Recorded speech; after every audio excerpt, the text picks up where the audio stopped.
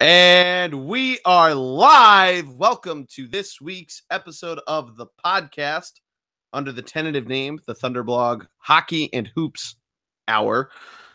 Tentative name, but a part of the Bullpen Cart podcast feed. I, of course, am the G-Man, Jordy Cannell, with me as always.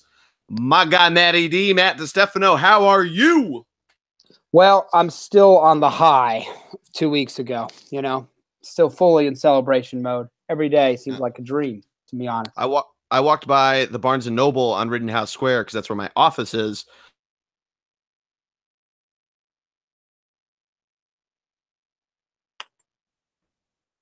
I wonder why that is. So I'm not going to lie. For a second there, you just cut out. So whatever you just told me about Barnes & Noble, you can tell me again real quick. All right, I'll repeat myself, and the podcast people are going to have this as an edit. I walked by the Barnes & Noble by my office, because that's where it is, right on Rittenhouse Square. And in the windowsill is an updated Eagles encyclopedia. And I thought to myself, I wonder why that is. All right, okay. I know why it is, because we're 2017/2018, whatever you want to call it, Super Bowl motherfucking champions, baby. Yeah. I'm still fired up about it, still looking forward to basically all things Eagles. But that being said, we're going to transition during this slower off-season time. Yeah, before baseball really gets going. Right. They won't pitchers and catch, but from our football talk, I'm going to drive the conversation to, really our other loves, which actually really every sport, but in this case specifically, a little NHL, aka Orange and Black Flyers talk, and a little trust the process Philadelphia 76ers discussion as well. I'm pretty fired up for this because really, I've only briefly touched on this, and the most I think that we've touched on it is with Greg, where he's basically just shit on my love of all things Flyers and Sixers, and that's because the Celtics have done so well, and and the Bruins are doing so well. So, well, let me ask you a question though. Do you really think Celtics? Do they have a superstar like Joel Embiid? You can tell me what you want about Kyrie Irving, but the personality. One unicorn is nice, Matt. I almost said this to Greg. I'm sure he's listening. One unicorn is nice. Two unicorns is twice as nice. I like that. Well, here's the thing, though. I don't think the Celtics have a unicorn. Yeah, but Kyrie's like a big fuck you guy. Like he's not a unicorn. He's not a Porzingis or an Embiid or a Simmons or a Anthony Towns. But Kyrie's better than both of them right now. They'll probably be better.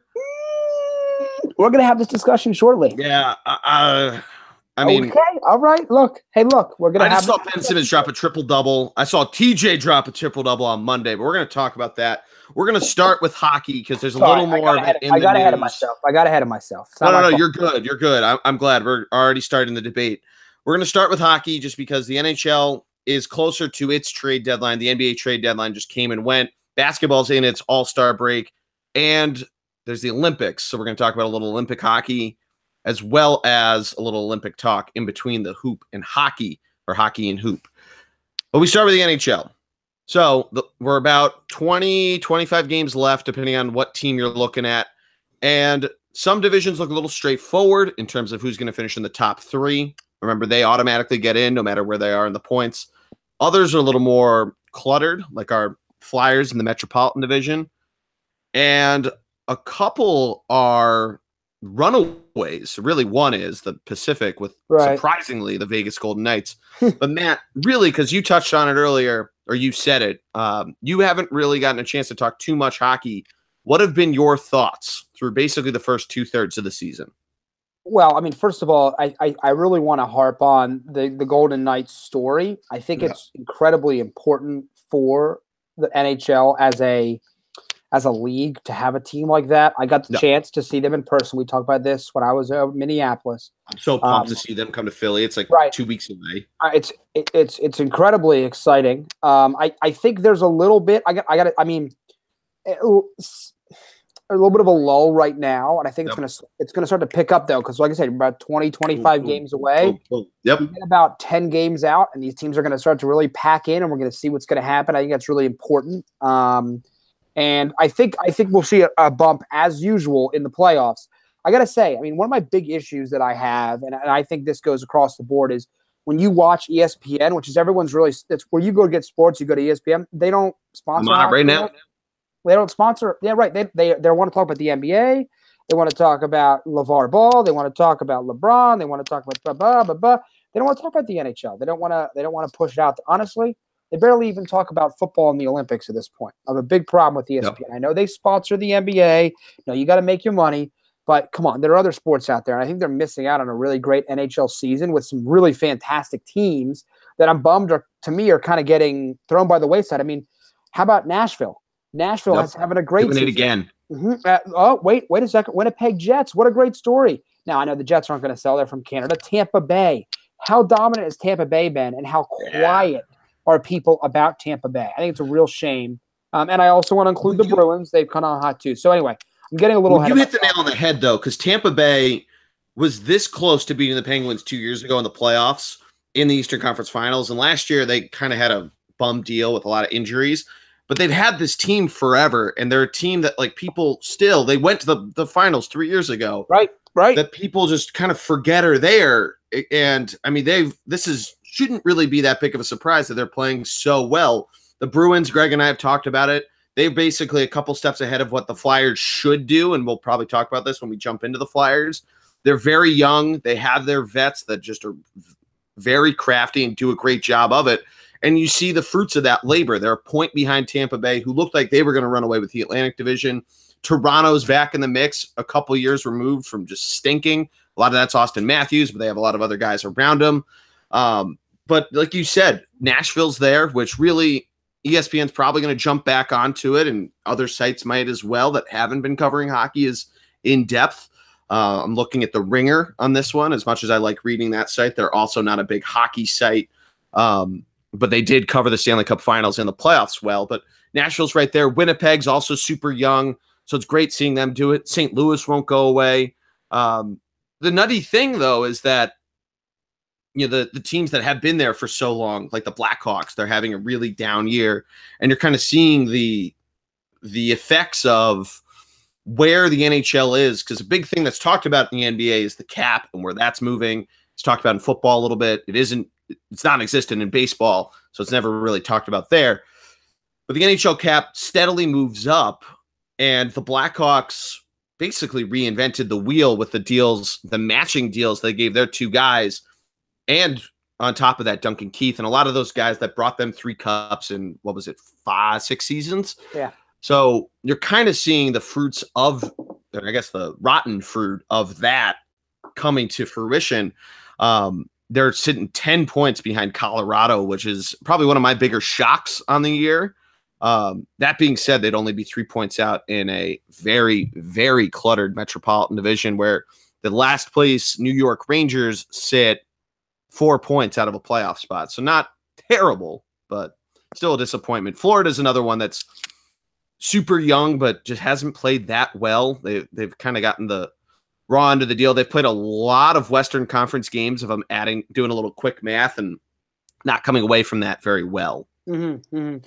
Well, I mean, we've discussed this a little bit before. I think that I don't know what the solution is at this point. I'd have to do a little bit more digging and thought process, but the Metropolitan Division is just too good. It's almost unfair to the Rangers and the Islanders and the Blue Jackets and the Hurricanes. They're being forced to battle when they arguably are as good as a lot of other. They'd be battling for the top of the division in some. I mean, I don't know. I guess I struggle with it. But you know what? I say that, and we've discussed this before. We go through this with every sport. Yep. So I don't necessarily think we can just say, you know what? Yeah, we should change everything. So. Well, a couple thoughts on that. Not necessarily changing it, but where teams are sitting. And the Flyers, this has been something that's been really hit on with them, and you still can, because they're still by far, them and the Hurricanes in the Metropolitan Division. They've played so few games against their own division, and just looking at it quickly, the Penguins haven't played a ton against the Met. Capitals have played a few more. The Blue Jackets have played a ton. But the NHL has done what we've talked about a lot with college football, of backloading schedules to really kind of drive home after football ends, and while really get into what NBC loves to call their championship season. Get those marquee matchups, especially because the 8 teams, really aside from Carolina and Columbus, have large fan bases and can really drive a lot of television ratings. Not that you should be, really pushing everything towards TV, but people want to watch the Flyers even if they stink. People want to watch the Rangers if they stink. The Islanders too, even though they're New York's second team, and you can argue all you want about what they've been doing with the home stadium, but people want to watch them. People want to watch the Bruins. Great that they're doing well. They're in a different division. It'd be cool to have them back, or not back, but in the same division as the Flyers, the Penguins, all them. But the fact that they're backloading it, I think, is a big part of this. So you could see water start to find a little bit of its level. Okay. Especially given how the Flyers have played against really the Rangers. They have not done very well against them. They didn't do well against the Islanders either, but that was during the 10-game losing streak. So I don't necessarily attribute too much to that. But that's just a thought there. It's kind of weird of how the schedule kind of laid out this year, at least seeing it a little more in depth, playing Nashville twice, both times you're going to play them within the first month. So it's interesting. It's almost, you hear about it more with basketball. Do they play too many games? And they might with hockey, but kind of figuring out what's an even schedule. And probably once they get a 32nd team in there, they can come up with something a little more uniform like baseball does. Yeah, I'd be okay with that. Because, we've only played the Penguins a few times. Kind of bothers me. But I do have to say, the Devils 3 times in like 13 days, wrapping up the other night. It was pretty nuts. And a really bad loss, by the way. I don't want to harp on it too much. It happens. No. We'll get to a little deeper Flyers discussion in a second. But what I would say is this. We have 2 more mini road trips. So the backloading of our schedule should assist in terms of travel. Yeah. We play Winnipeg and Vegas in mid-March, 2 games in a row. No, they've already been to Vegas. They were there this weekend. I'm sorry. You're right. I'm sorry. My fault. You're right. It's Dallas and Colorado in late March, right before the end of the season. A little trip out west, then we're back home. Finish it off with a bunch of local games, 3 of the last 4 at home. Now, not that I'm looking too far ahead here. There's plenty of games to go. So that's the positive, though, to getting rid of those big road trips early, is that you can have a little bit of an easier schedule late in the season. Exactly. Once again, I'm circling March 7th, Wednesday, versus the Penguins at home. March 25th at Pittsburgh, a Sunday. That's probably going to be NBC's game of the week, it looks like. Those are the games I care about, knowing where Pittsburgh sits in the standings. Like I said, we'll get into that as we get closer to those games. I just like to point out anytime we play the Penguins, because I fucking hate them. So can't wait to see those games. I know I got to talk to the intern producer or whatever his official title is after his Super Bowl screw up, Jared Barnes, see if we've got to go and heckle him after we smoke the Penguins as we're coming into late season form. But well, he and I are going to have a little quote unquote business meeting over the Daytona 500, his sport. Maybe we'll see a blog post from him. Hint, hint, if he's listening. And just a quick note for all of you out there, because you can help support me in my dumb decision to give up beer for Lent. I told him I'd show up at his house with a case of Budweiser. Can't do that because can't drink beer for the next 38 days. That's true. Yeah, I went to the Sixers game last night. We'll talk a little bit more about that game. Yes, we're definitely going to get there. But it was ordering a mixed drink at a sporting event. Weird feeling. I texted you. I feel like an actual adult by not getting a 25-ounce Budweiser, but but more, a little more on hockey.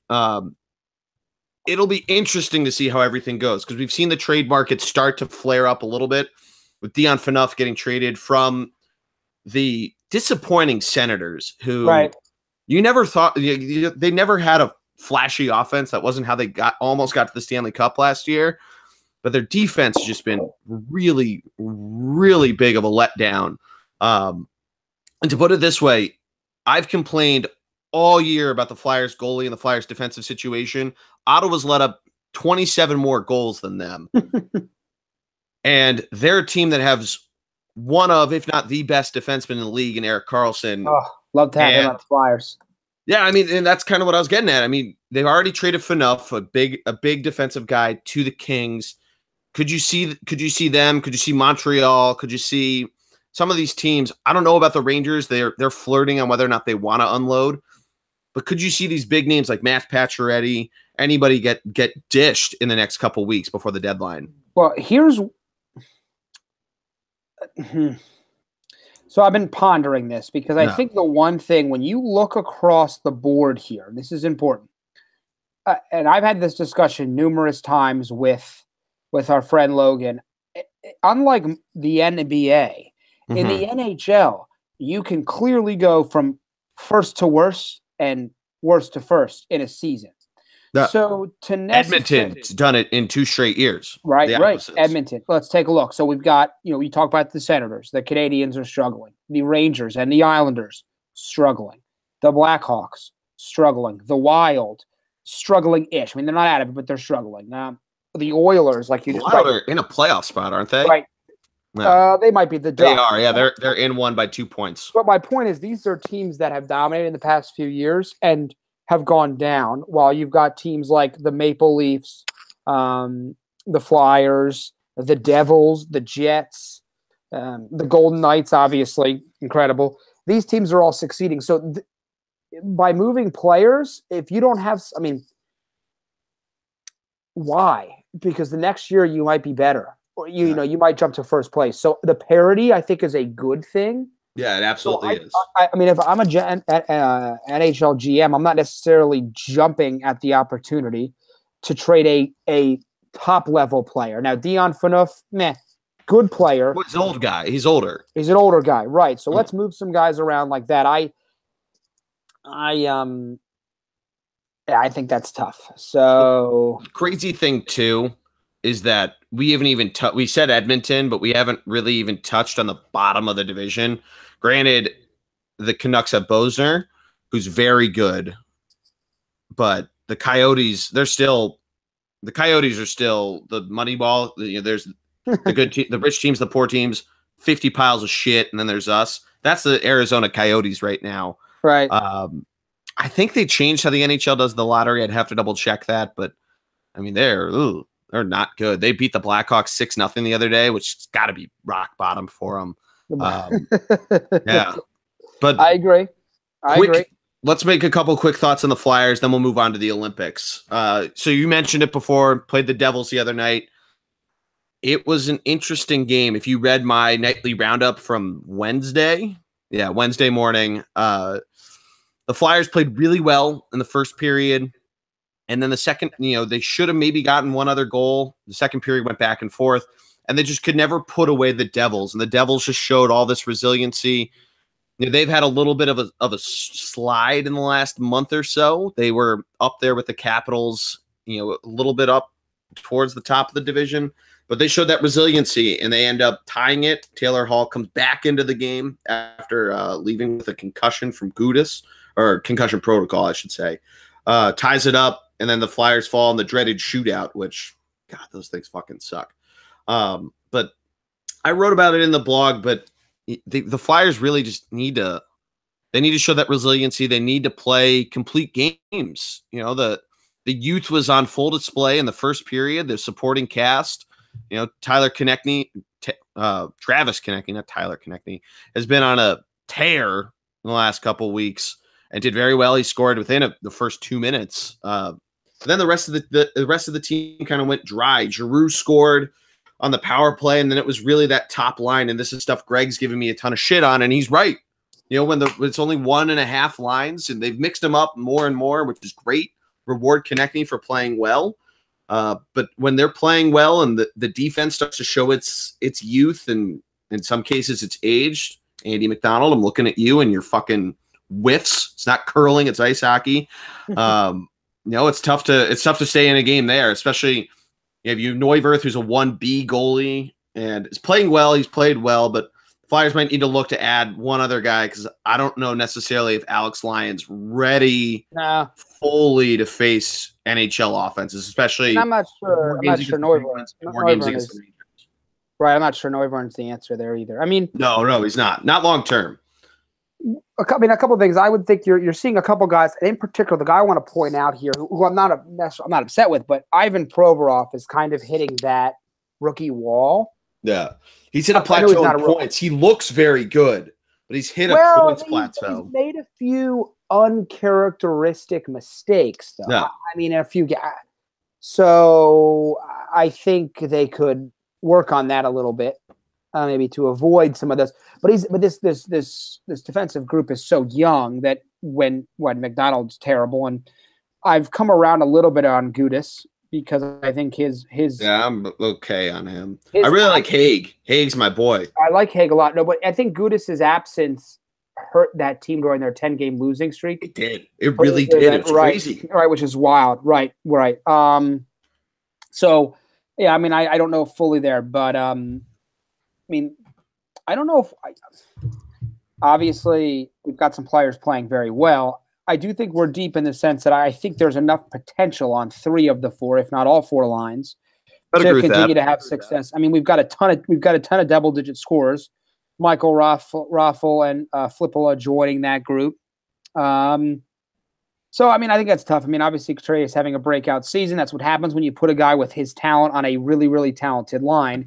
When you take arguably your best player and move him to a winger, a.k.a. Claude Giroux, who's as immensely talented across the board, he's like a triple-double to me. Like, he's like Russell Westbrook. Like, he just gives your team a little bit of everything that you need. Yep. And I like that. I like they're finally giving him that his credit where credit's due in my the way I see it, at least. I don't know. I think you're right, though. I don't know if I think it's going to be tough. I've not been impressed with Neuburn when I've seen him this year. I think he makes. I haven't either. That bumps me out because I really like him. Right.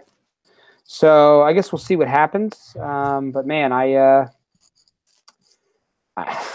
think we need to make a move potentially because we're gonna. I mean, 5 to 6 weeks is way too long of a time to not have a guy who's been a superstar for you. So.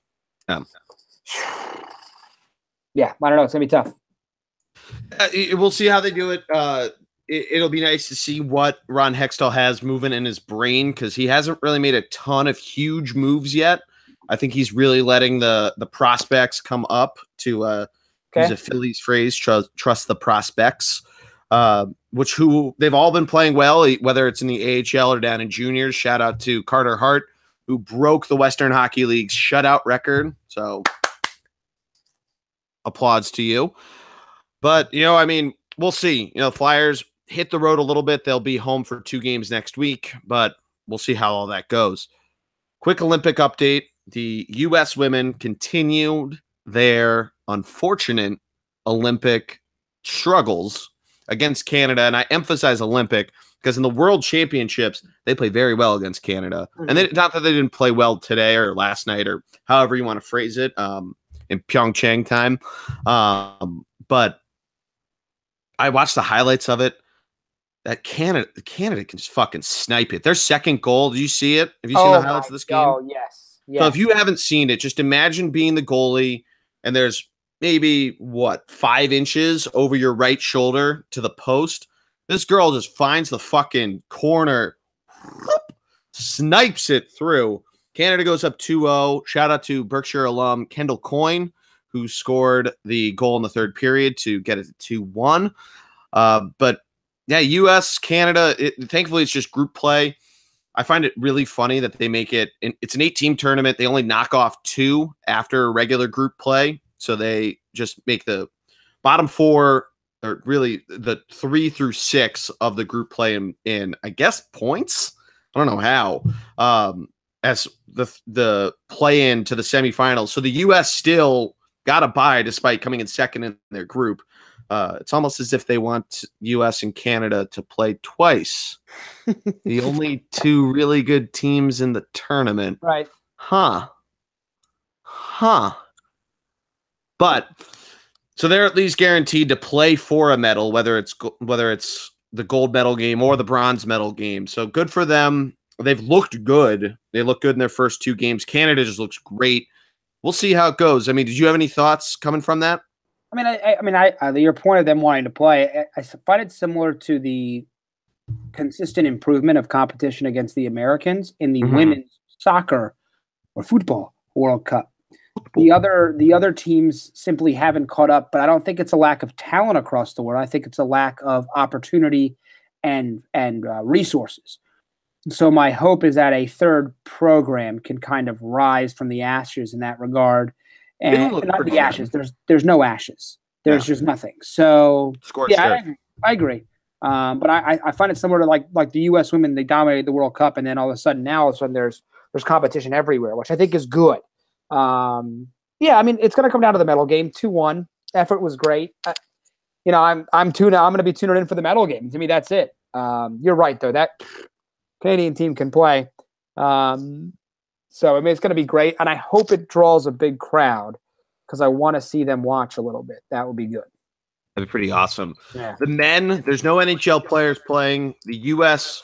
plays their second game tonight. They had an unfortunate. People called it an upset, but because there aren't pro players playing in this, I don't. How do you know? Right. I'm not quick to call it an upset. Granted, we have very good talent in the amateur level, both in collegiate and below, non-NHL players.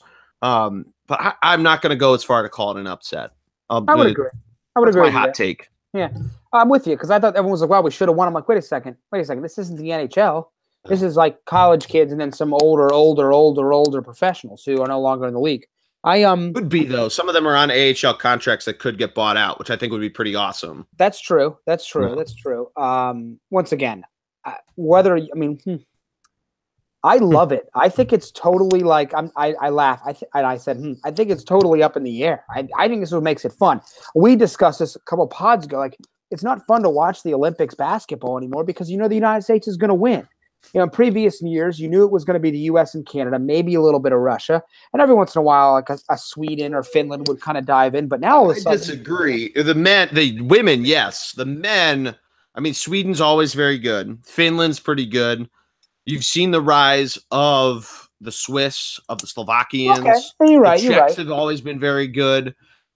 So, I mean, U.S. came in fourth 4 years ago. That's true. See, I forget that for some reason. It just slips my mind. Yeah, I mean, it would have been fun. I think you should have the best players there that are in clean. Not to really harp on the Olympic athletes from Russia, but you shouldn't be in if you're cheating. Your word choice there, by the way. Yeah, but if I think the best players should be playing, because it grows the game, and especially for a sport like hockey. And we talked about it before. The ESPN doesn't really talk about it. The Ringer doesn't. A lot of places choose to put it by the wayside. To the point that last year I was with one of my friends from Cleveland arguing whether or not there were really 4 major sports in North America or not. And I think having something where it's not just an Olympic sport, but the fact that it's in the Olympics and helps it grow, which even to a degree the U.S. going and dominating basketball kind of does. I think basketball has enough roots now that you don't need Russell Westbrook dunking over some 5'7" dude from Slovenia. Right. But with hockey, I think, because it is so worldly within the NHL itself that it's fun to see these guys mix it up and change affiliations, for every once in a while. That's why I think we've seen the rise of fantasy drafts within all-star games and stuff like that. No, I get that. I mean, you know what? I mean, I'm struggling so much with this because I understand, and you brought up an interesting point when you said we're trying to grow the game, and I kind of started our NHL discussion by saying, hey, like, people aren't really talking a lot about hockey right now, how good the program is. Imagine if the NHL players were currently playing in this draft. No. I'm sorry, in this Olympics, they would be discussing. It would be huge. I'm trying to think. Oh my God! Because think about it this way too. Who's the guy that scored all the goals in the shootout? Who's the guy that scored all the goals in the shootout? TJ Oshie. Oh yes. How big was Oshie? Like that carries over into the season. Yeah. We're missing that. Think about it this way too. The big reason why they're not going, you can talk about the owners all you want, is that the NHL Players Association and the NHL themselves agreed to have a World Cup of hockey. Originally, it was going to be concurrent with the Olympics and basically the off 2 years, the year of a Summer Olympics. Then the NHL decided not to go. The World Cup of Hockey was on ESPN. It was barely talked about, and there was no games. There might have been one on the main channel itself. There were some games that were on ESPN News, but it was barely talked about, and nobody knew about it. Right. That was this. There was that awesome North America team that featured Shane Gostisbehere. It featured Connor McDavid, Austin Matthews before he even made it his NHL debut, and nobody talked about it. Having even just the words Olympics on it draws so many more eyes to it, especially because NBC just does a great job of promoting a sport that they've paid so much money to have. But you know, I mean, we're really, I think we're on the same page. We both want hockey to succeed and do very well. But it's an interesting debate, and it's always going to be there, especially with the basketball argument versus hockey, or even, you know, as you get more into the more specialized sports like snowboarding, for instance, of whether or not guys that have been professional snowboarders their whole lives, or skateboarding is going to be in the next Olympics. You know, you're going to see the pro amateur argument probably continue on because of all of those. Right. But then you see baseball where they can't break the MLB season up. So it's interesting on how it all goes. No, I'm with you.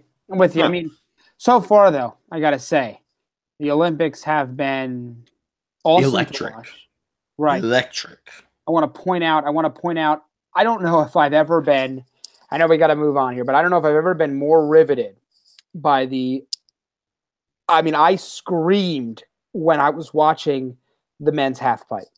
Yo, that shit was awesome. I was like, I stayed in the bar at the Wells Fargo Center during the second period of the Flyers-Devils game, the most exciting period of the game, to watch Shaun White and that Japanese guy go at it. right, because it was amazing, because I thought White's first run sealed it. At the 94.25, it's over. Japanese guy comes out, crushes it. I was surprised because the problem is, like, and I'm not putting this on the judges, but I just don't know what they're looking for. In terms of like how they get from a 94 to a 95 to a 97. Yeah. But then White went down. He killed it. He seemed to know it, but the suspense was freaking killing me. And I was watching, and I was like in a panic, basically. We had to get it. And then they announced it, and it was incredible. And you know what I've gotten really into, and I still don't get the rules? Curling? I've been watching a lot of biathlon. Oh, with the... Yeah. So if you've never watched it before, it's just cross-country skiing, but every lap when you finish, so you have to go to the shooting range and shoot 5 targets. And there's something about, like, if you miss a certain amount, I still haven't figured it out, but you're right. You have to do an extra lap, like within a mini track. Mm-hmm. But there's something too, like, of cumulative misses that fucks you up. It's nuts. Right. What's crazy too is that they release them out at different times onto the course when they start, so they don't all start at once like a running race.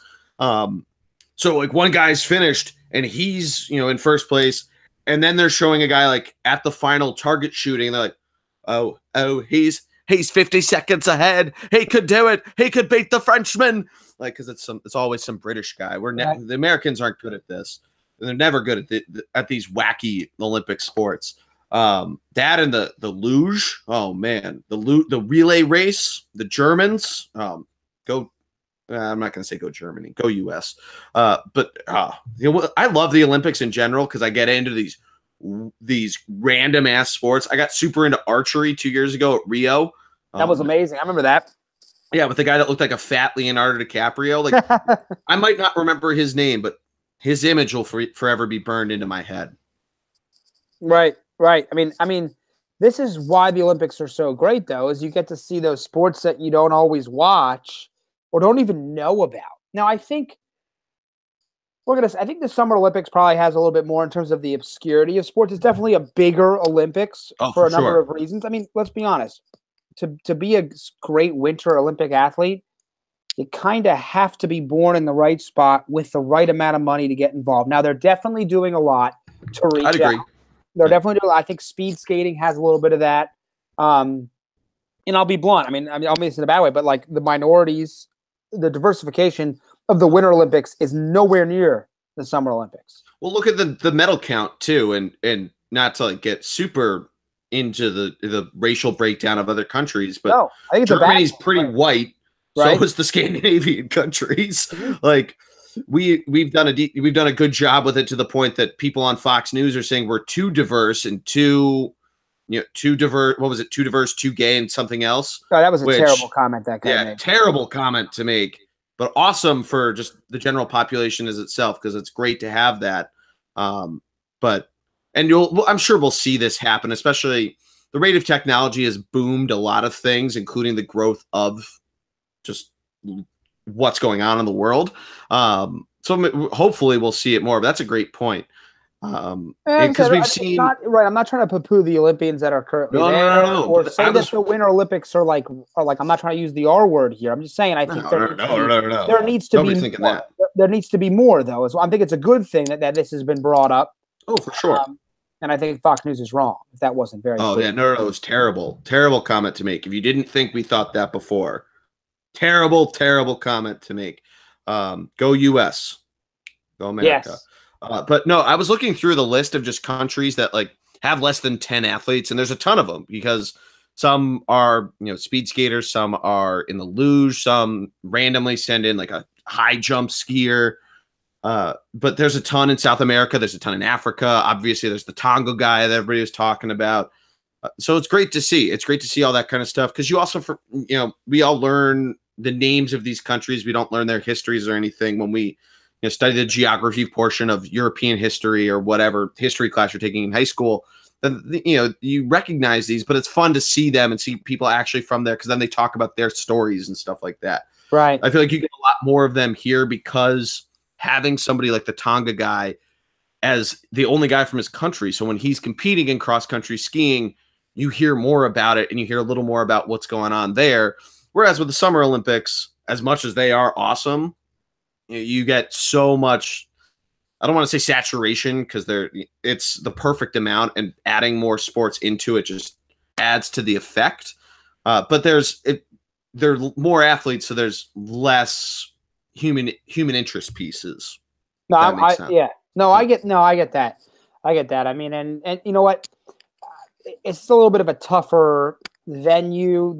This stinks for Americans, and this is a terrible.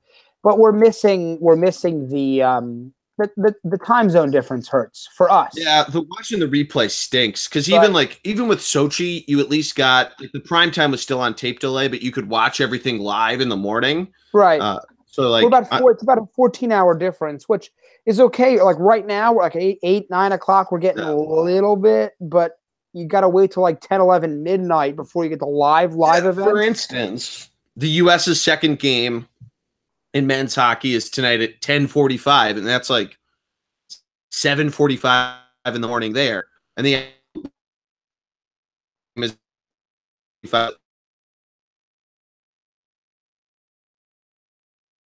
clock.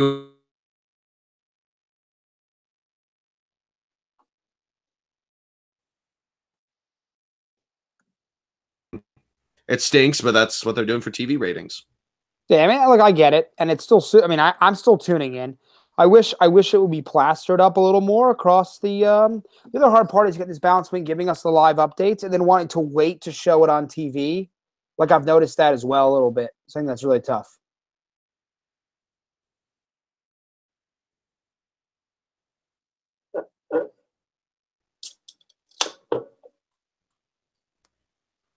Say that again. Yeah, you had froze, so I was just gonna say, let's. Did you have any other thought on the Olympics, or should we just move to basketball? Basketball, I lost you for like a good 2. I was trying to say some things like when I thought you jumped back on, so that's fine. We're good. Let's just jump. That's good. You can edit it out. Just jump to basketball. Yeah, we'll just edit it out. But let's move to basketball. So the NBA is moving on to the All-Star break. We talked about that before. Should be a fun weekend. The NBA All-Star game. It's nice that it's on President's Day. You get some extra time to watch it and all this good stuff. But it's entertaining enough. The Saturday portion, the skills competition, doesn't do it for me as much as it did when I was a kid. I don't know if I'm the only one there. I know the dunk contest has been back, but I'm not a dunk contest guy. I used to really like the 3-point shot. Not as much of a 3-point shot guy. Yeah. Look, I'm not an all-star guy. I like the MLB All-Star game. That whole week is great. Might be the only one. The home run derby is still interesting to me. Yeah. I enjoy the novelty of sucks. Right. I enjoy the novelty of the skills competition for the Pro Bowl, but it's like, the other problem with it is you're missing half the guys anyway. They're all fake injured or they're playing in the Super Bowl. Like, and I guess the All-Star game pretty much brings all the stars together. But look, I don't mean this any negative because I think he's a good player. But Dragic is an All-Star. Like, now I don't want to not reward a guy like him, a guy like Al Horford, Paul Millsap. But there's some. I know he's an All-Star this year, but I'm trying to put it like I don't want to disregard players who aren't quote unquote flashy. No. But I think like I hate the fact that they call anybody who makes the NFL Pro Bowl a Pro Bowler next year. Like some of these guys in the Pro Bowl like just aren't Pro Bowlers. They're there because of injuries. That's just not right to me. And I'm not trying to hate on them. I know they're bad players, but sometimes you're like watching this game, you're like, how is that guy in this game? Well, the crazy town part of it too is that, like baseball, there's a ton of all-stars and they have to fill it in. So like it's a 50-man roster, right? But with football, it seems like there's like 12 quarterbacks that are Pro Bowlers for next year, and that's half of it. Like a quarter of them don't keep their jobs. So of the remaining 75%, how many of them were in the Pro Bowl last year? Right. Like it's nuts. Well, for example, Derek Carr was in the Pro Bowl, and I'm nothing against Derek Carr. I still think he didn't have a very good season though. He was hurt half of it. Exactly, he's not that good. Like why is he in the Pro Bowl? And so I look at things like that, and I'm just like, I don't understand. Look, I'm once again not trying to take away from anybody, but like T.Y. Hilton was in the Pro Bowl this year. Yeah. Hilton's a great wide receiver, but really? Yeah. But let's get back to basketball. Sorry, back to the NBA All-Star. Yes. And let me put some NBA. I can hate it some NBA All-Stars too. So don't worry about it. There's no defense in it. That's the real part of it. The celebrity game is sometimes fun. It gets kind of over the top. Like Rachel Nichols and Katie Nolan are coaching the team, so that'll be fun. They're entertaining. But let's talk about the actual league and how everything's been doing there. Yes. So we really haven't gotten a chance to talk a lot about the NBA as a whole with you. You and I have talked about the Sixers a lot. Mm-hmm. What have been your thoughts on the NBA season coming into the All-Star break? Well, I like how it looks like, I know we haven't gotten to the playoffs, it looks like we got a little returning parity. What I mean by that is it's definitely not a guarantee that we're going to get Golden State versus the Cleveland Cavaliers. So with the Houston Rockets, with the Raptors and the Celtics, and I know the Cavs made a bunch of deals, but it looks like there might be a chance that there's going to be some actual NBA playoff battle royales, is the way I'd put it. And it's like 2015 again, when we first got Warriors Cavs. I even want to go a little farther than that. I think the Spurs, assuming Leonard gets healthy, the Timberwolves with Jimmy Butler, the Thunder with George and Paul, and Paul George, with George and Westbrook, the Trailblazers, who beat the Warriors last night, the Bucks, the Wizards, the Pacers, the Sixers. I said the Sixers. There's a number of teams that should at least make a lot of these playoff series be incredibly challenging. And I think if you are that's what you want. Right. I think the Timberwolves, I think they're a year away because they're trying to learn, like feel each other out a little bit. But there's a lot of teams like the Timberwolves, like the Thunder, like the Bucks, like that could really figure it out and maybe have a really, really good series. If you're the NBA, you don't want these series being 4-1 or even 4-2. You want 7-game series. You want intense, hard-nosed basketball every night where games are close. That's how you build the ratings. I don't want to watch the Golden State Warriors and the Cleveland Cavaliers win 4-0 until they meet each other in the finals. That's not fun. That was the shitty thing last year. Is the first round was fun because aside from who the Warriors and Cavs were playing, which I don't remember because they won so easily, the other 3 series were fine. And then you had one good series in the other 2 in the second round. And then the conference finals stunk, and you had to wait 2 weeks where everybody's tugging LeBron and Steph's dicks so hard that the story got ran to the ground before a 5-game series in the finals. I agree. The gentleman's sweep was on. I'm with you. And that, to me, you got to have a little bit of parity. I can't stand it. I can't stand it. I love that you mentioned the Blazers, though. think about this. The Blazers, who was probably their best acquisition last year coming into this year? Wait. You mean let me make it clear here. Do you mean like in the off season or during the season? Both. Really, since they lost LaMarcus Aldridge, who have they added? What's his name? Nusif Jurek. No. Time out. Wait. Don't say it. I'm gonna get mad if you tell me. Wait. What's it? No. Nurkic. Yeah. Right. They added him. Right. But they really haven't. They lost Wesley Matthews. This is really in the last couple of years. Right. They haven't done a ton, and they finished how many games out of the playoffs last year? Like 1.5. It was like a half or one game. Yeah. And they wasn't that close. I thought it was like 5 games. Maybe I'm wrong. Still, I might be wrong. Evan Turner's a fucking starter for these guys. Oh my god!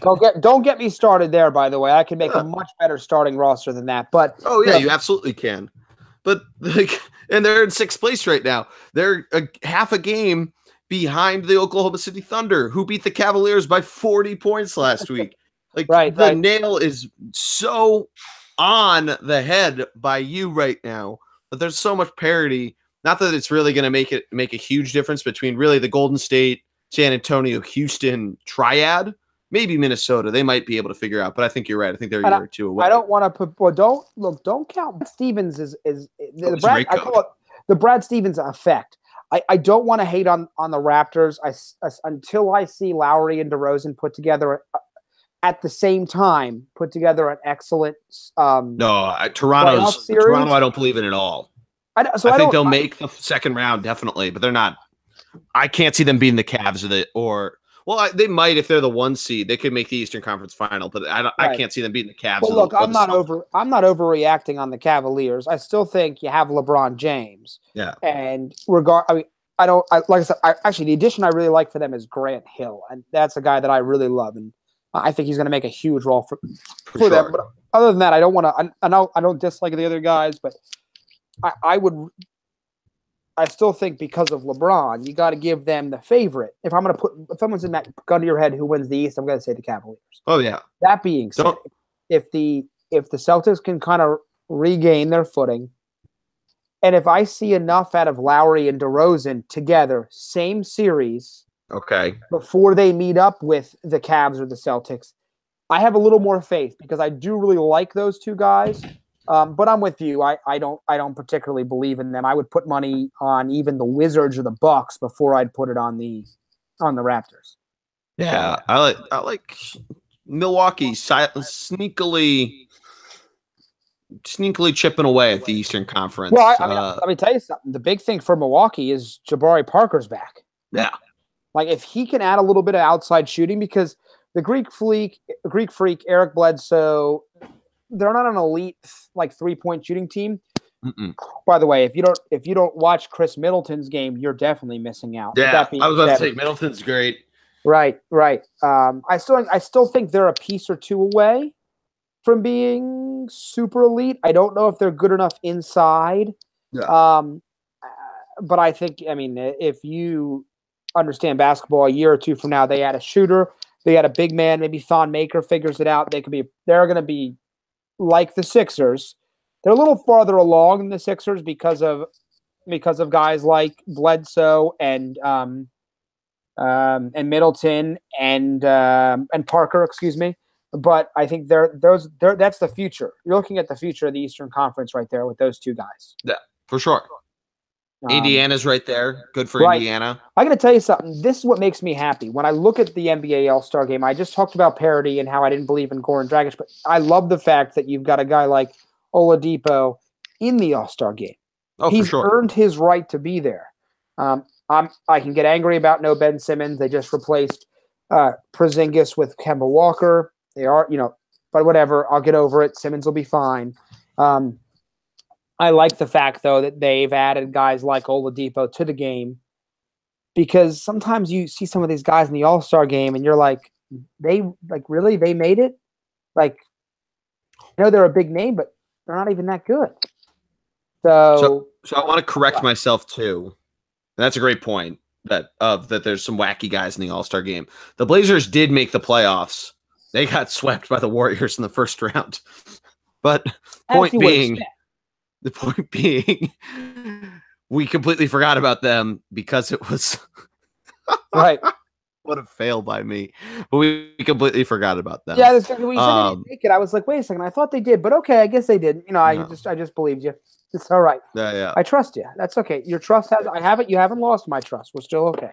Oh yeah, we're always okay, Matty D. I guess always okay. because I mean I know we're going to jump in and talk about the Sixers at length here in a second, but I would want to what I would want to say before we get there, sitting in the 7th seed, but we'll get to them in a second.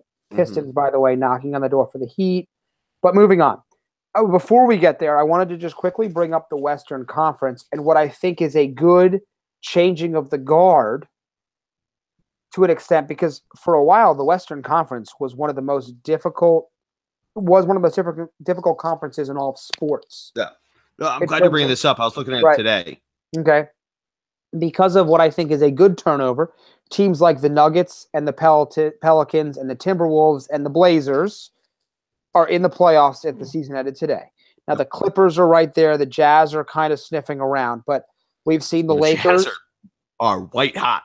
11 in a row. That's pretty amazing. All right. Donovan Mitchell, the French SWAT team over there, Gobert, plus a rejuvenated Jay Crowder. But teams like the Grizzlies, the Mavericks, and to some extent the Lakers kind of falling off the wagon. But I think that's a good thing.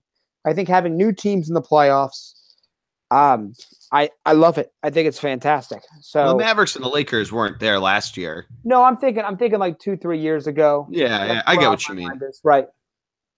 They've won championships this decade. Right. But I'm liking the fact that there's some new teams like the Nuggets and the Pelicans in particular, and the Timberwolves. They're fourth, but we expected that with the acquisition of Jimmy Butler, who might be, I think, is one of my favorite players in the whole league. But anyway, I think that's a really good thing for the league that they have this. Oh, for sure. It's #good for B-ball. Exactly. But on that same note, though, I mean, Charlotte's not in the playoffs. The Bulls, granted, they lost Jimmy Butler, are out. The Hawks, who had the best record in the East, close to it a couple years ago, right, are in last. Even the Magic, the Sixers, and the Magic. You're right. They were kind of expected to maintain a little bit, at least. Yeah. How about Brooklyn? Looking at them, still still close to last, but they're not last right now. They've got a lot. Yeah, but that's okay. But let's talk about our boys, the guys that will be the reason that I get $50 from you in a couple months. I'm okay with paying it up, but go on. Oh, the Philadelphia 76ers last night come out, the debut of Marco Bellinelli, and that's an impression of the PA announcer. It is not a Italian's impression. It's the PA announcer who dropped 17 points in his Sixers debut off the bench. Sixers were down 23 points at halftime, 24 points at one point in the third quarter. Charged all the way back, baby. Without Joel Embiid, which is huge. That's really big. I mean, and I wrote about this on the blog too. They shot 25% from beyond the arc. So this wasn't that JJ Redick and Robert Covington just started hitting threes every possession. They were grinding this motherfucker out. They really just demoralized them. Ben Simmons doing his thing, making those redonkulous passes that he does. Robert Covington did play very well. JJ Redick did play very well, but more mid-range jumper game from them. Bellinelli played very well. TJ McConnell, points-wise, didn't stun after his triple-double from Monday night, but played very well as well. Rashawn Holmes making his return to the lineup because he did, for whatever reason, he hasn't been playing a ton of basketball for the Sixers, but probably in the wake of Justin Anderson rolling his ankle against the Knicks on Monday, playing a little more, played very well. Amir Johnson in a starting role, not so good. Not so good. Yeah, I'd say that. Yeah. I mean, yeah. Go on. Yeah. Sorry. Yeah. No. I mean, you've said this before. You were a little more pessimistic about the signing than I was when it happened over the summer. I forget how much they're paying him, but it is a lot. But they have the money to spend. They might as well when they can sign him for like a 1 or 2 year deal. You might as well go spend it for a guy that's been in the league for a while, can kind of give that veteran presence along with JJ Redick. So, it's not, there's other things you're paying for than just stats. Right. I agree. No. But he's getting a lot of time that I don't think he should be getting, kind of thing. The issue, though, is that you can't. What else are you going to do to put up the middle? Are you just going to go small? Because I guess last night proved you could go small and still do it without having to rely on a 3-pointer. But I mean, what would you do? Do 3 guards in TJ, Ben, and JJ Redick, and then go who? Robert Covington and then Rashawn Holmes? Well, the problem with Ben and TJ on the floor at the same time is the continued issue with their lack of 3-point shooting. No, they played well against the Knicks together. You're right on the 3-point shooting, but they played well and they're a good defensive guard duo. Right. I've said this all year. I thought their best starting lineup, period, would have been. I'm going to take Fultz out for 1 second. It would have been Fultz. Then it would have been JJ. Then it would have been Simmons defending the 3, playing the 1, still there. Okay. So 3-1. I'm sorry. I mixed it up. Redick, Covington, Simmons at the 4, Embiid at the 5. The reason I put Simmons in the 4 is I look at like Golden State or 6'10". He's 6'10". Now you can switch Covington around, so you can move him around with Sarge off the bench as the 6th man. Now obviously, I forgot about Dario. Yeah, right. Dario. Well, right. I prefer Dario as the 6th man, but then I think he's a pretty good starter. The problem is once again you can't. There's no faults, so we're kind of screwed in that regard. Yeah. So I'd be fine with TJ on the floor. I would. But because I think he's one of the most underrated guys in the league. So I would go, I'm with you then. I guess I'd go TJ, Redick, Covington, Simmons, Embiid. Put your best 5 players, once again, minus for a second Dario, on the floor and let them do their thing. That's how I feel about it.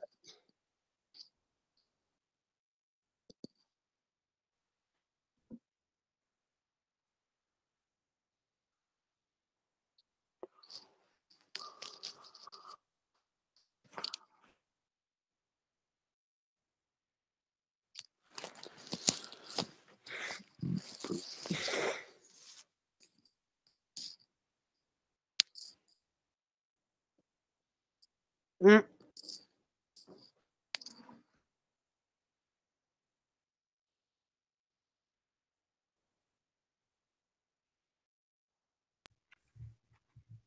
You back? Yeah, I'm back. Yeah. Anyway, I don't know if it's my or not. That's all right. I don't know who it is tonight. You said it was something about the starting 5, and then that's when I lost you. Are you still there? Wait, you're coming in and out. Say it again. You're frozen as fuck, right? Super frozen. You there? Yeah, I'm here. Hold on. Well, hey, can you hear me? Yeah, I can hear you. Okay. Do what you want. I was just talking about the starting 5 for the Sixers. I lost you as soon as I finished my 5. Yeah, I didn't even get the 5. We were talking about Dario. And then I went on a huge rant about who the 5 should be. That being said, okay, I just jump back into it then.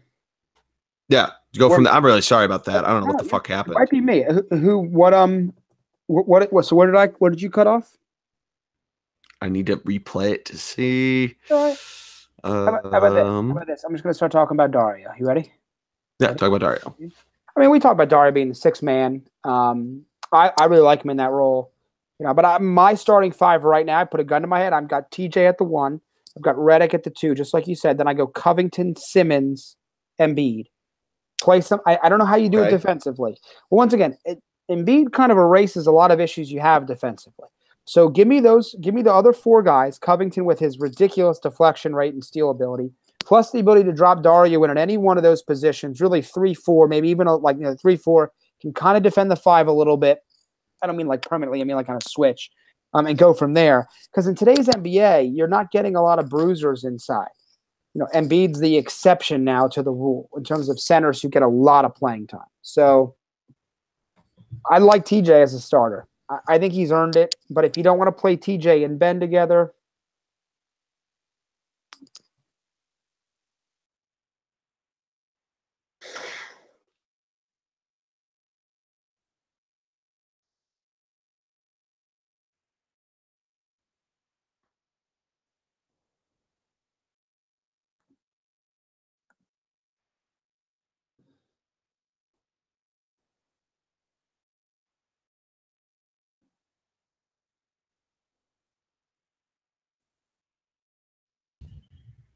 I don't know how I just dropped out.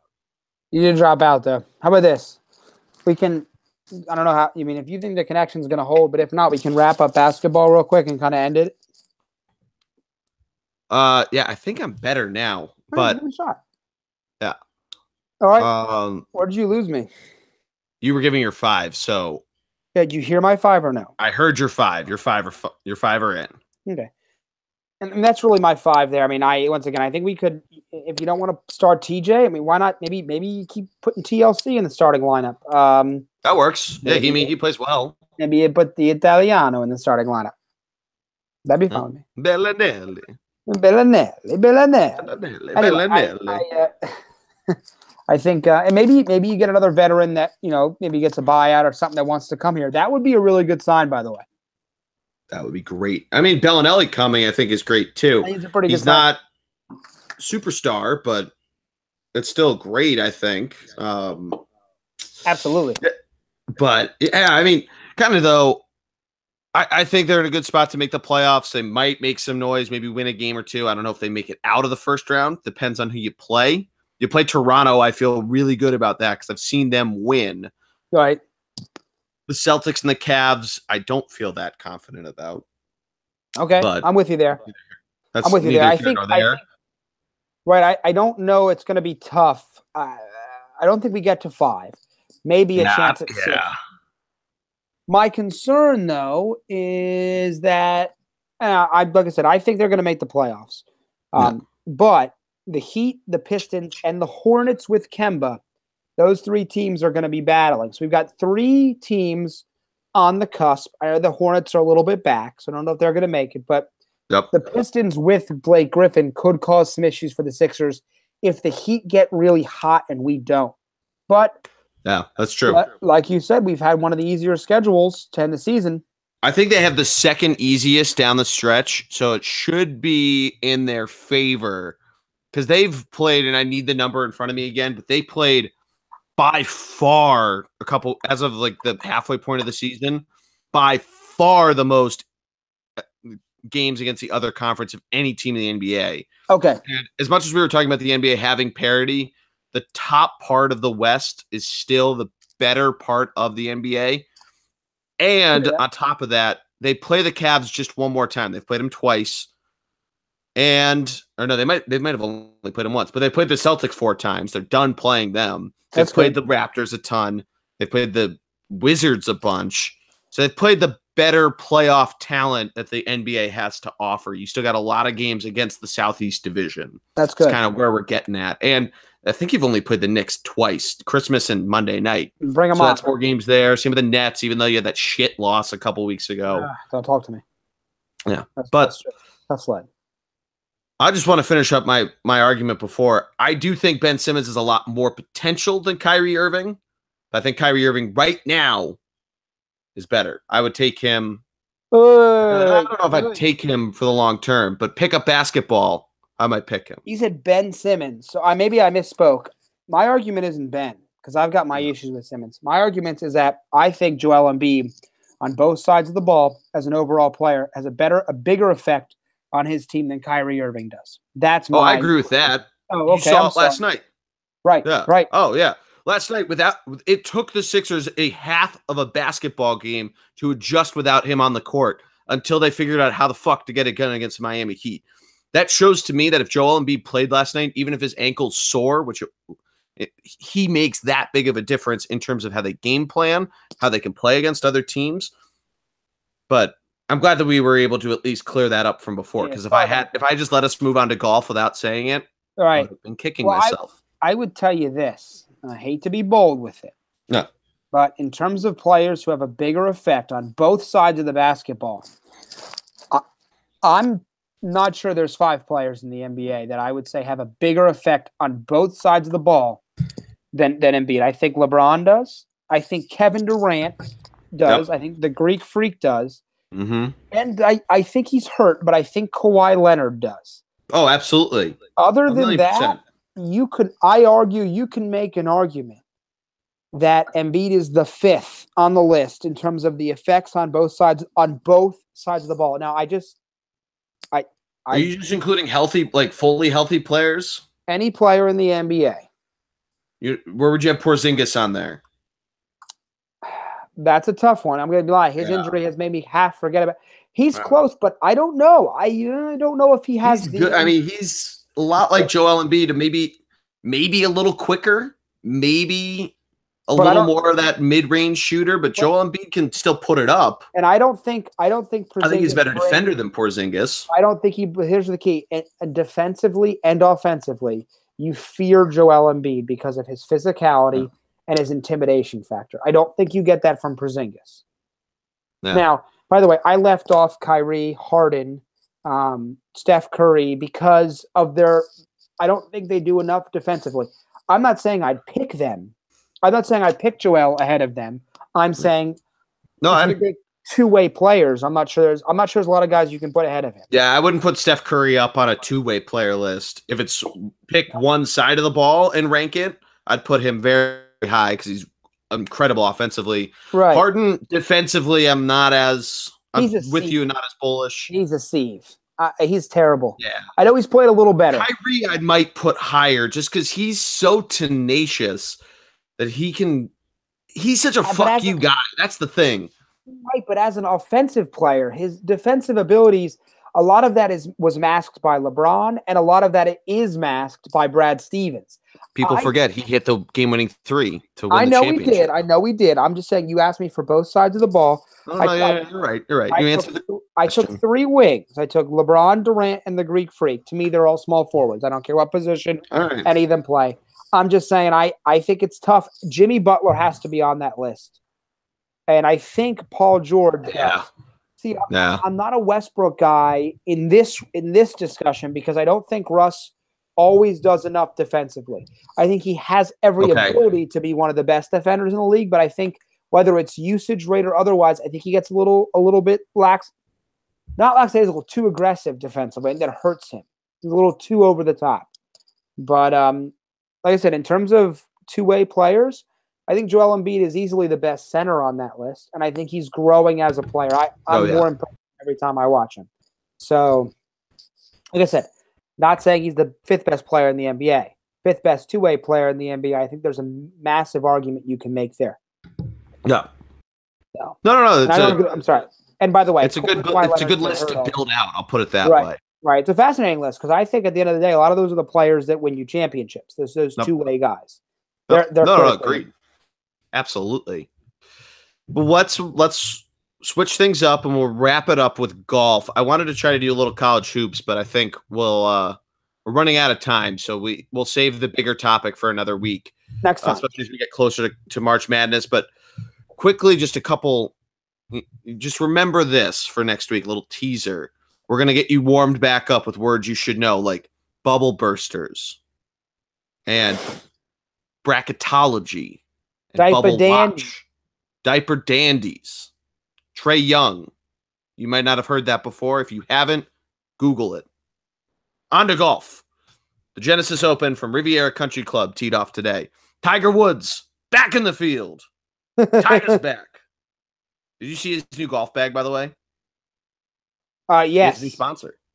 Sponsored by Monster Energy. Fucking hilarious. Wow. That he has that. But wild tournament, Tiger, Justin Thomas, and my guy, Rory McIlroy, teed it off this morning. Tiger finished 1 over. That's good for right now at tied for 70th, so that would be a made cut. Tied with a bunch of other bigger names like Keegan Bradley, Jimmy Walker, Brendan Steele, Morgan Hoffman's there. Number of guys tied for 70th. My guy Daniel Berger, but he's still on the course. The leaders currently, because there's still guys out there, are tied for 4th. Tony Finau, Patrick Cantlay, and Xander Schauffele still out on the course. Tom Hoagie, spelled differently than the Philadelphia Delicatessen Treat. Dominic Bozelli and Sam Saunders all in the clubhouse with 67. Dustin Johnson, the returning champion. I'm going to Google him, or I'm going to do a little Control F search because I've lost where he is. But he is T94. He's on the 14th hole or through 14 right now. And he's +2. but it seems like a pretty wide open field right now. And, seeing Tiger make a cut is really what you want at this point, because you still got 7 weeks until the Masters. He's probably going to play 1 or 2 more tournaments, I think is how much is on his schedule. So we'll see. Guys like Jordan Spieth are up there. They're in the action. It's nice that the bigger guys are coming to play. So you're starting to see Tiger. It was good to see him play at Torrey Pines a couple weeks ago, but the bigger field is here. It's getting more and more, big names on it. So good for Tiger. I would tell you this. I think just having him out there, the results to me are important that he's competing, but I want to see everything. The short game is going to come. I like it.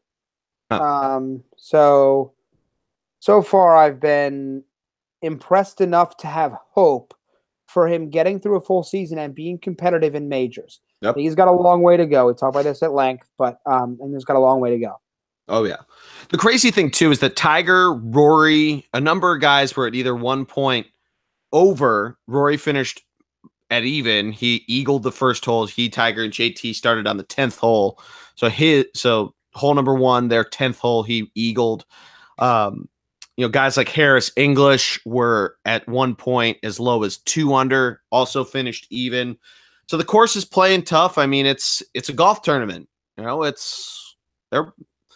going to make some waves coming into it. Bryson DeChambeau, who was the big hot pick, he went pro after the 2016 Masters. Right. Still hanging around.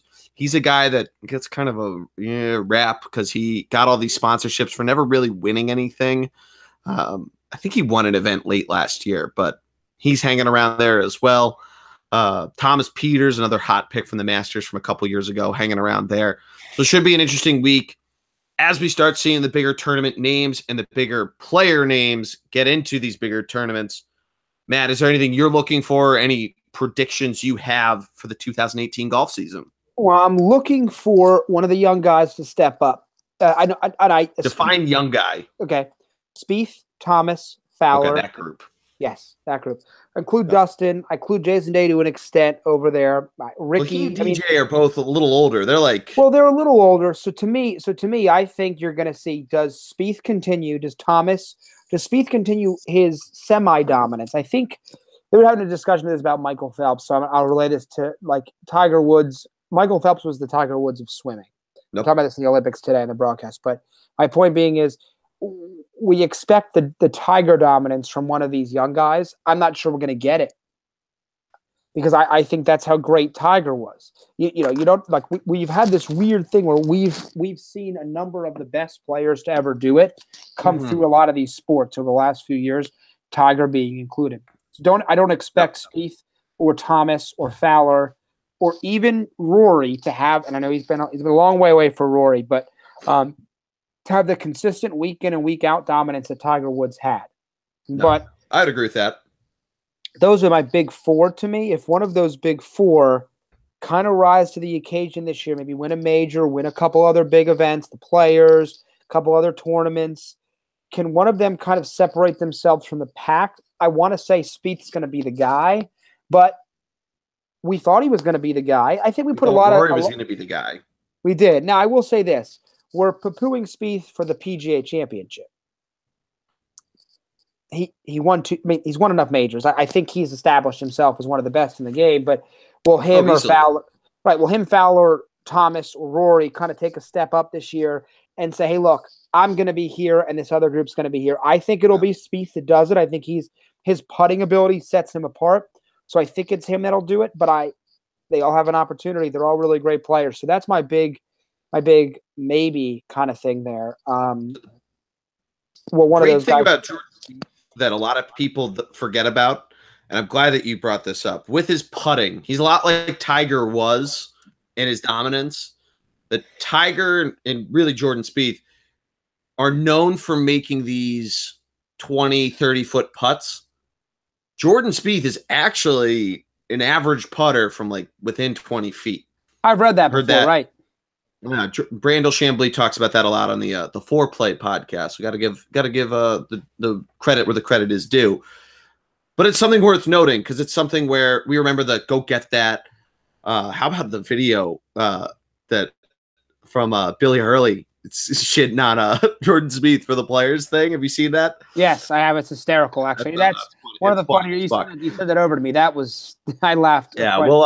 I think we've retweeted it out, but we'll do it again. We'll put it on the blog for it if you aren't already listening on there. Thunderblogsports.com. Go check it out. But yeah, I mean, we remember all of this stuff with Spieth putting, but he's a great irons player. The thing with it, and there's a couple guys that you mentioned but don't have in your big four. DJ's driver and really just his length in general, when that's on, is nearly unstoppable. The thing that pops up to me, just using Jordan Spieth as the example, was the Golf Channel tweeting out the day after he beat Spieth, Dustin Johnson, in a playoff of DJ being able to cut off the corner of a hole because he can just drive the ball that far, and Jordan Spieth having to play the curve as the course was designed. And the fact that last week Dustin Johnson on a 570-yard par 5 went 3-iron, 6-iron. That's pretty wild. On this fucking hole to basically put it on. I think he put it into a bunker and then chipped up on holes that Jason Day, another guy, went driver on. I mean, that's something that can't be discounted. Jason Day, Justin Rose, a lot of those older, quote unquote, older, they're not Phil age, but the older European guys, Jason Day's obviously from Australia, so the older international guys who've won majors and can still certainly hang around there. Justin Rose almost won the Masters last year. They're still there. I've never really been a big Sergio guy, so I don't think I'd sound biased saying I don't think he can repeat it or really be able to do it because he's been around for so long as well. But he could. I mean, he could pop out of nowhere. That's been the crazy thing about golf of the last couple of years is that you had that streak really from Jordan Spieth's U.S. Open until now or I guess Zach Johnson had won a major before, but so many new major champions, starting with Jason Day in 2015. 2016 was all new guys winning, including Jordan Spieth's meltdown, which he's rebounded from and then some at this point in his career. Can he complete the Grand Slam? Can Rory complete the career Grand Slam? Are things I'm looking forward to for this season. I obviously love Rory so much. I'm not going to say that's creepy. Cutting that out. It's not a little creepy. No, I don't think you should cut it out. Don't cut it out. No. What I was about to say, I'm going to cut out the interlude. Now it's just funny. Now it's getting cut out. Now. But I love Rory so much. How much do you love him? I do. He's the best. We've gone over this before, but oh man, he's washed up. Seeing Tiger, JT, and Rory on a fucking T group together got me so goddamn excited. More excited than it did this week watching baseball videos because pitchers and catchers are down in Florida and in Arizona getting ready for baseball. All I did was I've watched I don't know how many baseball movie clips this week. I know we're talking about golf, but that's how excited. You all know how much I love baseball. That's how excited I got for these dudes playing fucking golf together. But anyway, going to be a fun season, a lot of storylines, and I think that's the big point of we're talking about Tiger. We're really excited for him. It was always Tiger versus the field, but the fact that there's 8, 10, 15 guys that you can name, even if you have your 4 like Matt does, that there's a ton to watch out for, and whether a new guy pops out like they have to win their first title, or it is the Rorys, the Jordans, the Rickies, who he still hasn't won his first major, but it feels like he has. The players seem like makes me feel like he's won a major. But yeah, and that was a great win too. Right. That was 2015 for those that don't know. But it's going to be fun. We'll keep you guys updated with everything on the site. Make sure to follow it all along. Thunder BLG on Twitter, Thunderblog Sports on Instagram. Jump into a little golf, fantasy golf if you'd like with us. Yeah, you and I both started off well. Yeah, and you kind of fell off a little bit. I was gonna save you from that. Yeah, look, you can bring it up. I want look. I'd rather other people join us so that I can crush them too. Yeah, I think baseball's opening up soon. I got to reach out to our guys over at Sports Geek, but we both had an interesting week last week. The 54-hole cut helped get us some points, but I don't think either of us placed very high. The nice thing, though, is that if you do get in like a top 5 in 1 week, you're right in the thick of it. So you're not far out of it, Matty D. Right. I'm working hard. Yeah, you are working hard. I'm and at least you've also leaves, you what? I'm trying to read the tea leaves, you know. Oh yeah. Well, the nice thing too, and I was thinking about this today, with DraftKings and golf, specifically to golf, because football's so quick, the supply and demand, moving prices of players, you can notice, and you sometimes forget about these guys, but Brendan Steele's a guy that's been able to do this a number of times. Throughout the last couple of years. Ryan Moore's been like that. Tony Finau's been like that, and he was always a popular pick, especially when he first came onto the scene. But the prices move so slowly for them that you can kind of figure out who's trending well. I'm sure he's finally moved up, but Chez Reavie, who's a shot off in at 3 under 68 for the day, he's been hanging around the last couple tournaments. He was probably still pretty cheap for a few of said tournaments. So something just to remember there. I have noticed, though, you love picking Jordan Spieth. You got your guy. I believe. You know what I'm saying? Yeah, I mean, I can't say shit. I pick Rory in DraftKings when he's in an American event all the fucking time. I think I just am a little better at picking value than you. I'll say that. Yeah. But I think that's going to do it for us. You got anything else for me, Maddie? Nah, it's pretty much all I got. I think it's going to be. I mean, we're about to be in that season. I know March Madness is coming up. We'll talk about that soon. I'm like, there's a little bit of madness. Right, there's a quick lull after the Super Bowl to me, and then all of a sudden, boom, things are going to start to get out of control. It's nice that February is only 28 days. I'll put it that way. Because then you get right into March. You get championship week. You get the tournament. You get St. Patty's Day, but that's different. That's somewhat sports related, right? But then you get baseball. Baseball's right back, and you get the championships. You get the Derby. Oh man, the Derby. We got to go to that at some point. Anyway, we're rambling now. That's going to do it for us. Thank you so much for listening to this week's episode. Again, make sure to follow us, Thunder BLG, on Twitter. ThunderblogSports.com is the site. Thunderblog Sports are the handles on Instagram and Facebook.